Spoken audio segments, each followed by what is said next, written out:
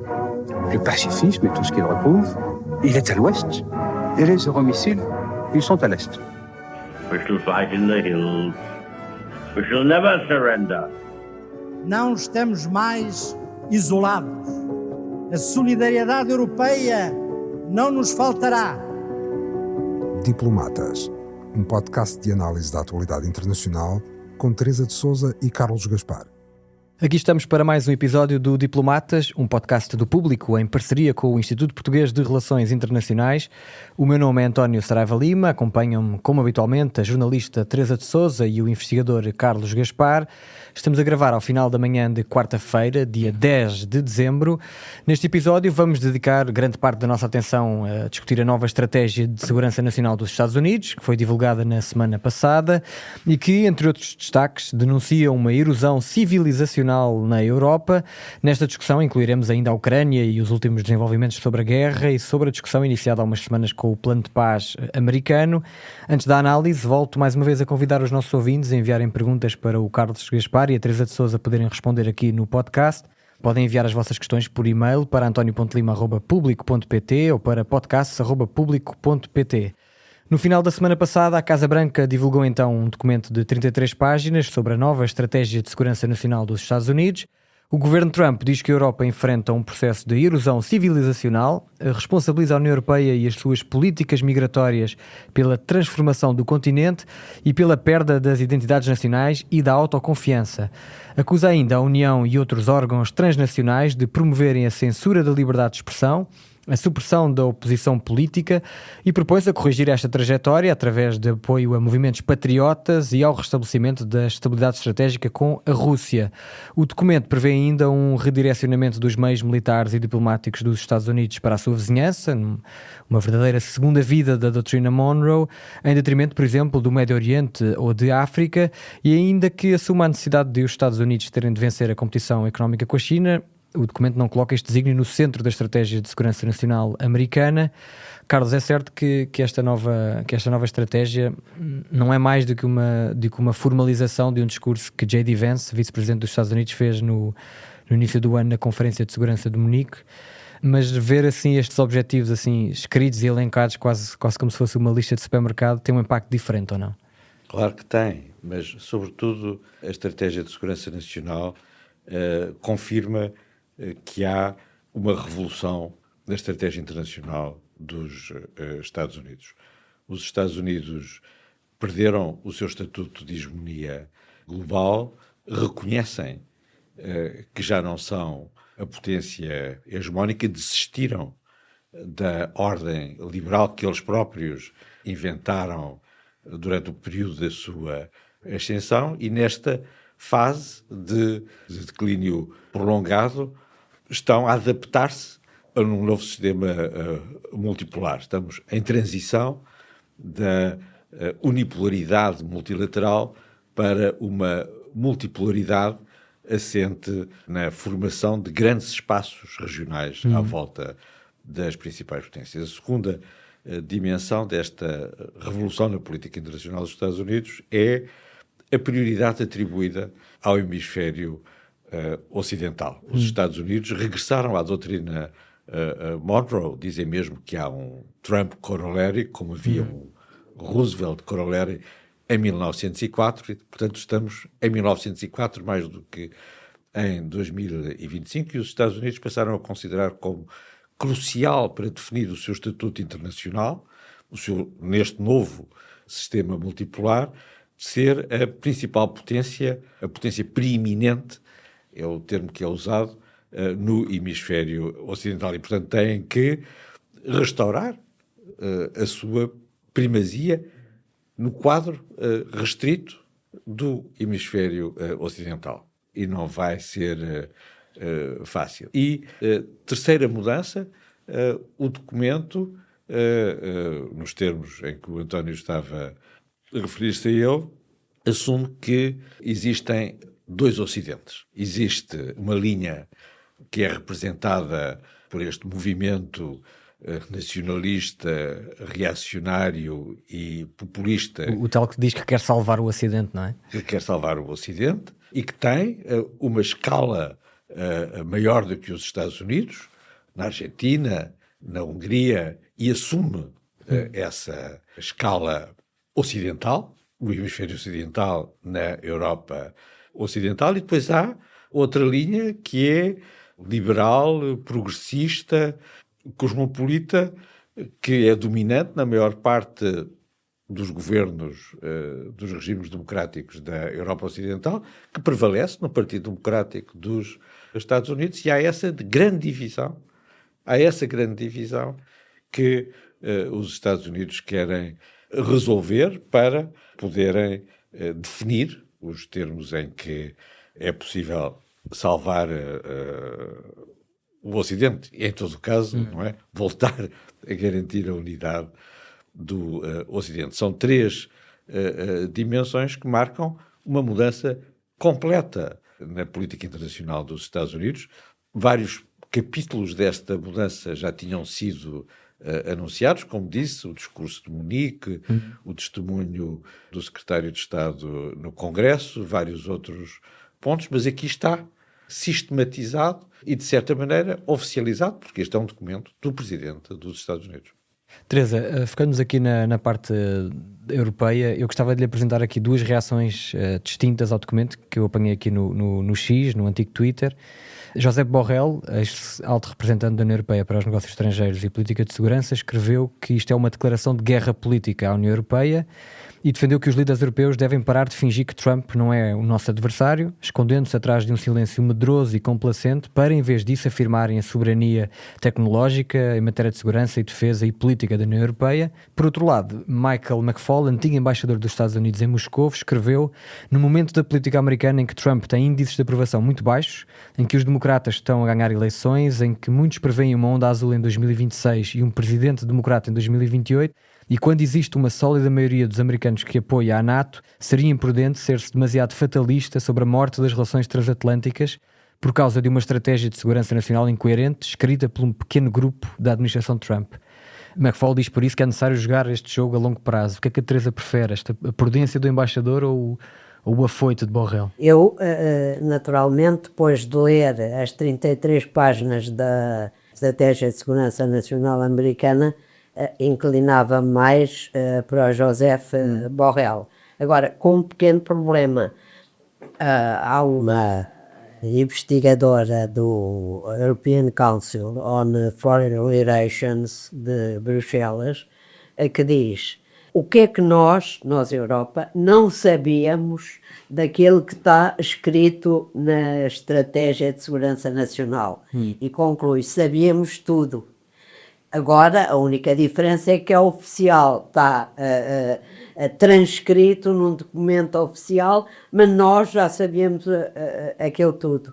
Ora bem, a questão da Europa, que de alguma maneira, o problema maior da Europa, que de alguma maneira nos diz que talvez Josep Borrell esteja a ser demasiado otimista, é que não se preparou para isso, embora sabendo que isto podia acontecer, e já sabe há algum tempo, quando do primeiro mandato de Trump achou que Trump era um parênteses, e afinal quem foi um parênteses foi Joe Biden, não se preparou, portanto, nem no primeiro mandato de Trump, nem com Joe Biden para este choque, e agora está numa corrida contra o tempo. É o seu drama, uma corrida contra o tempo. Sabe perfeitamente, todos os líderes europeus, naturalmente dos governos democráticos, não da Hungria ou da Eslováquia, que a realidade é esta, sabe que o seu futuro se joga na guerra da Ucrânia e não tem meios para resolver a seu favor a guerra da Ucrânia, sabe que mais cedo ou mais tarde a garantia de segurança americana vai desaparecer, vai progressivamente desaparecer, ou não é tão credível aos olhos dos inimigos da Europa como foi até agora. E no fim eu posso resumir a situação em que a Europa se encontra neste momento, uma situação difícil. Os Estados Unidos apoiam os dois maiores inimigos da Europa, o externo e o interno. O externo é naturalmente a Rússia, que é uma ameaça sobre a qual os governos europeus já não têm qualquer dúvida sobre aquilo que ela representa, sobretudo se as coisas correrem mal na Ucrânia, e apoia o seu inimigo interno, se podemos chamar assim, que são os partidos populistas e nacionalistas que transmitem na Europa de uma maneira com nuances, mas transmitem na Europa a ideologia que hoje anima o governo norte-americano, que nós chamamos a ideologia do Partido Republicano MAGA, que não param de crescer nos últimos anos, com variações naturalmente e com situações diferentes de país para país, mas cuja ascensão tem sido permanente. Portanto, a Europa vê-se subitamente a enfrentar os seus dois maiores inimigos, o externo e o interno, sem revelar até agora a capacidade para fazer aquilo que tem de fazer, que já devia ter feito há algum tempo, e que é definir qual é o seu interesse vital e como é que desenvolve uma estratégia para conseguir, neste mundo de competição entre os impérios, que é como Trump o vê, o Império Americano, o Império Russo e o Império Chinês, como é que se pode afirmar neste mundo de competição entre grandes potências, no mundo de uma maneira que não abdique da sua forma de vida, da sua forma de pensar, da sua forma de se relacionar com o mundo. É um desafio tremendo. A Europa, ao contrário do que o Trump costuma dizer, tem cartas. Não é? O Trump define as pessoas e os países. Se tem cartas para jogar ou não. Não tem, tendo cartas ou não tendo para jogar, a Europa tem cartas, até tem um pensamento que foi produzido primeiro por Érico Letta sobre o potencial enorme do seu mercado interno que ela não aproveita, e depois pelo relatório Draghi, naturalmente, tem cartas, mas ainda não encontrou uma estratégia e uma unidade estratégica para usar estas cartas. Portanto, o que é extraordinário é que fosse preciso os Estados Unidos porem em letra de forma e em 33 páginas a sua visão do mundo, para que a Europa descobrisse de repente que não pode continuar a assobiar para o lado, como diz o povo, e a dizer que, como tem tentado dizer, que as coisas ainda se podem consertar entre os dois lados do Atlântico, até porque, indo agora à visão otimista do antigo embaixador dos Estados Unidos na Rússia, eu também li esse tweet, e agora para a visão otimista, a verdade é que mesmo que haja uma sucessão a favor dos democratas na próxima eleição presidencial, ou até nas eleições intercalares do ano que vem, pode haver alguma mudança na orientação estratégica dos Estados Unidos, haverá com certeza, mas a polarização interna na América é de tal ordem que é difícil pensar que alguma vez vamos voltar ao tempo passado. Não voltamos ao tempo passado, a Rússia continua lá, a China continua lá, os americanos têm interesses diferentes, a Europa só tem uma solução: olhar para si própria, ver quais são as cartas que tem para o jogo e jogá-las sem medo. Há um único sinal positivo no meio disto tudo, que é o entendimento crescente que a guerra da Ucrânia provocou e que esta estratégia ajudará entre as três grandes potências europeias, que são médias à escala mundial, França, Reino Unido e Alemanha.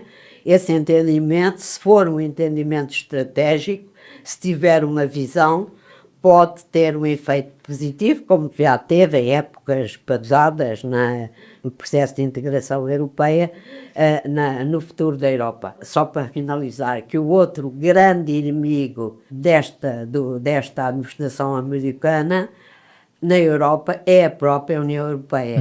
A União Europeia é o cimento que mantém a Europa coesa e unida, que é difícil de arrebentar, é verdade, mas sendo os Estados Unidos o maior instigador, incentivador da integração europeia no pós-guerra, pô-la mesmo como condição fundamental para o Plano Marshall, como nos lembramos, os ataques internos e externos à União Europeia, à integração europeia, vão ser muito difíceis. Há quem fale agora, olhando para a Europa, num novo eixo, que é Washington, Budapeste, Moscovo, ao qual é preciso contrapor outro eixo que consiga contrabalançar os efeitos tremendos desta estratégia americana, que passa por uma relação privilegiada com a Rússia. Muito bem, vamos olhar aqui mais ao pormenor para a questão ucraniana. Nesta estratégia, a administração Trump diz claramente que está em desacordo com os responsáveis europeus sobre a sua posição sobre a guerra, acusa-os de terem expectativas irrealistas, defende o tal restabelecimento da estabilidade estratégica com a Rússia, através da negociação de uma cessação célere das hostilidades na Ucrânia.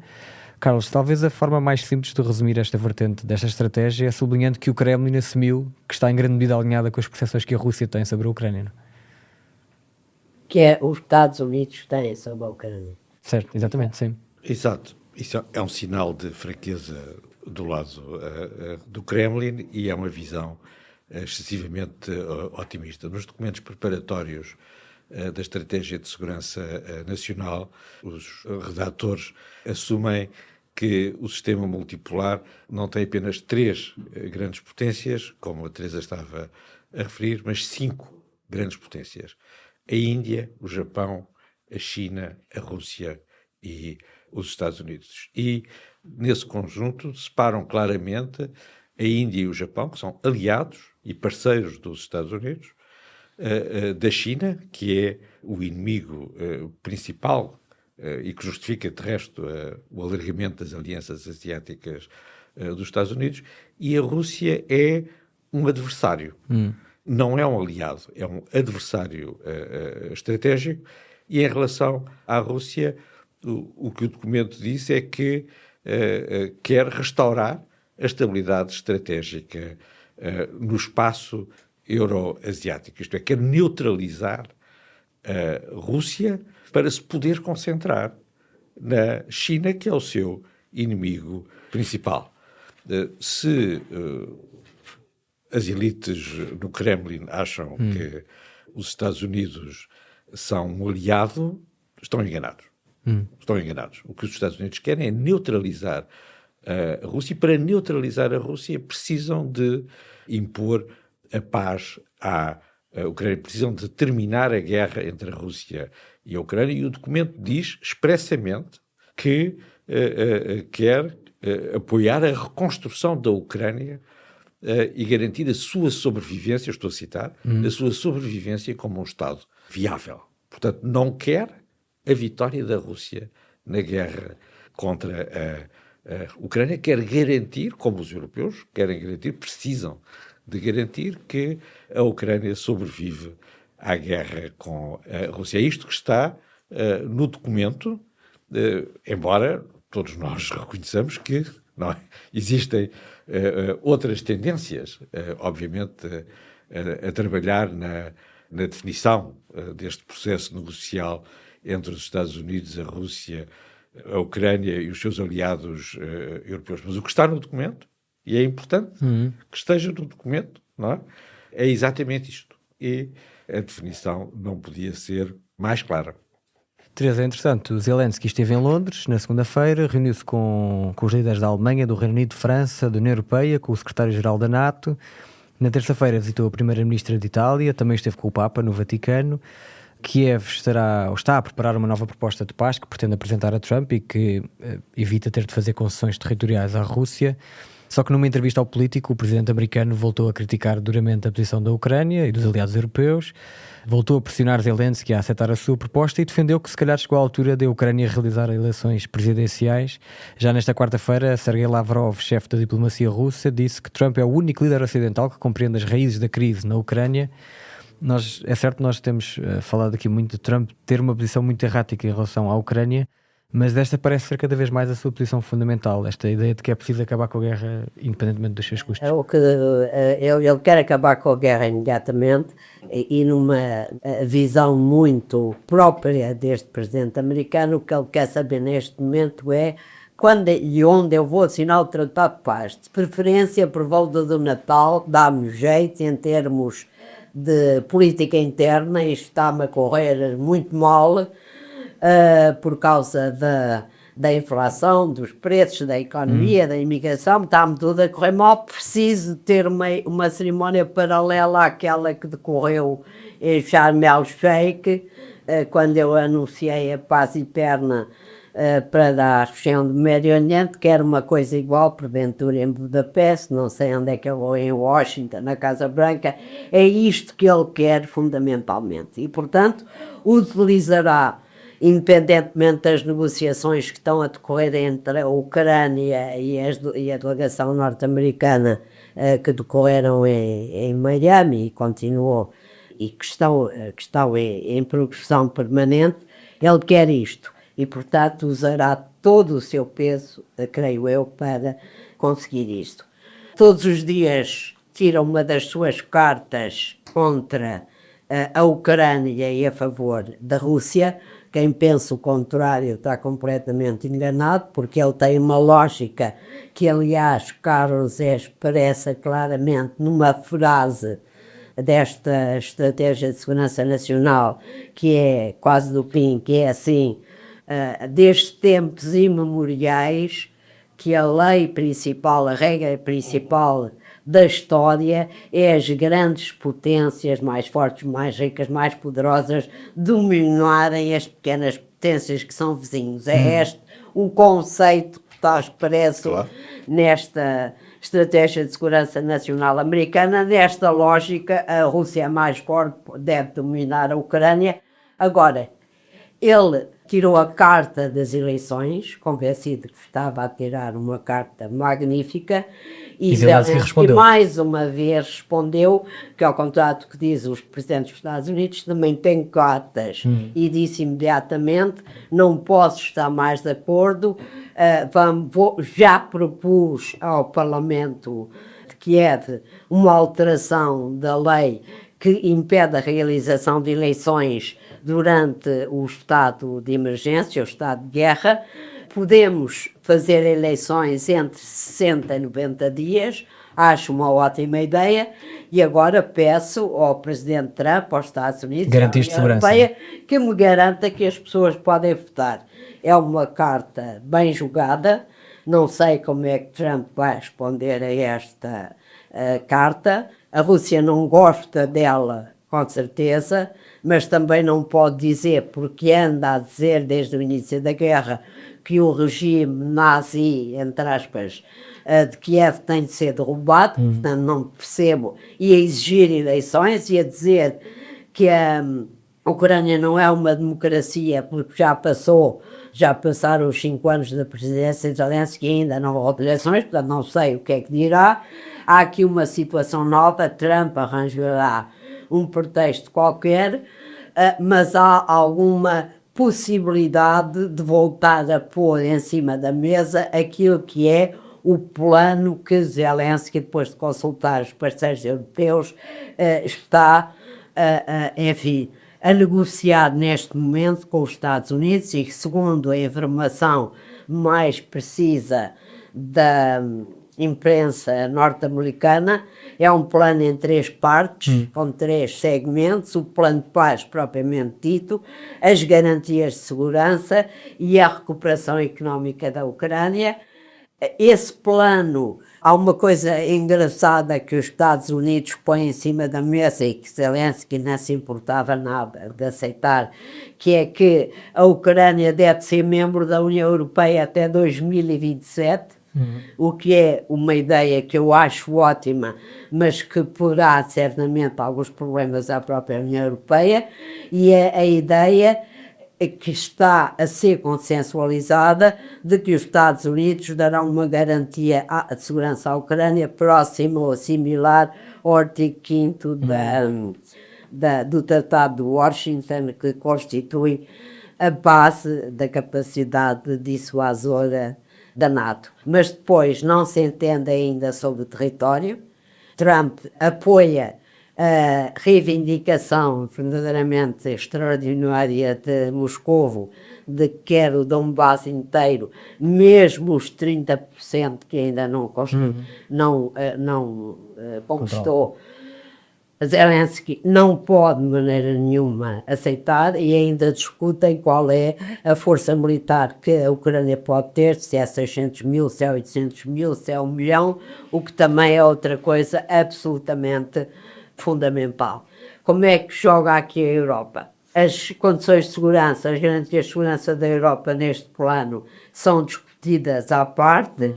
A Europa tem estado a falar delas há muito tempo, não sabemos exatamente quais são, só sabemos uma coisa: a Europa só mandará, penso eu, se não mudar de posição, tropas para a Ucrânia para garantir a parte liberta da Ucrânia, se tiver o apoio dos Estados Unidos. Não se atreve a ir para lá sem essa condição. Nas atuais circunstâncias não sei se terá ou se não terá.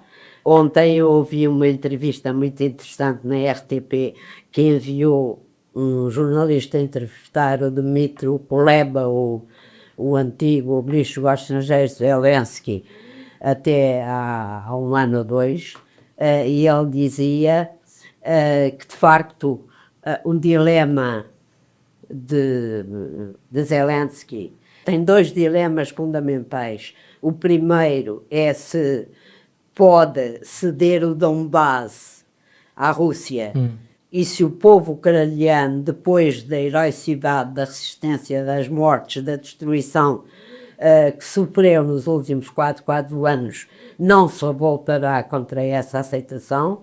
Tem aqui um dilema terrível para resolver.